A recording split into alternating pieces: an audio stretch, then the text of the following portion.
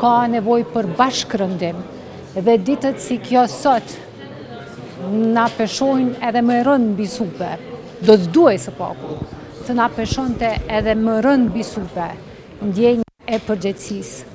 Ky parlament dhe Kosova nuk është lodër fëmijësh, është ndërtuar me gjak, me mund, me sakrificë. Dhe ne si Parti Demokratike e Kosovës kemi bërë pjesën tonë të punës, jemi përgjigjur pozitivisht kërkesave për takim. Jemi munduar që të ofrojmë zgjidhje. Mirëpo, çfarë është kërkuar nga ne është në nështrim ndaj vullnetit politik të Zotit Kurti. Zoti Kurti ka fituar 50% të votave dhe për atë arsye qeverisi vetëm e udhëheq kuvendin.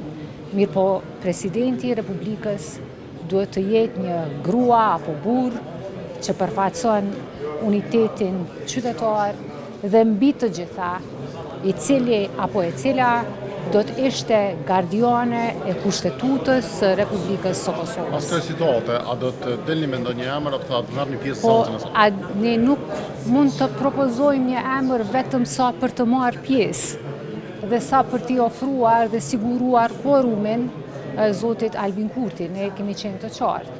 Ne kërkojmë që presidenti i ardhshëm të jetë produkt i një procesi politik, i dialogut dhe marrëveshjeve. Do shëndrojmë sot në momentin e votimit të presidentit? Jo imponimit, e kemi bërë të qartë, po besoj tash e shumë kohë. Kosova ka nevojë për institucione, Kosova ka nevojë për stabilitet dhe është në dorën e Zotit Kurti që të reflektoj. Imagjinojeni tash e sa muaj ne vim këtu, flasim për poste, për emrat përveçëm, kush do t'jetë kryetar, kush do t'jetë president.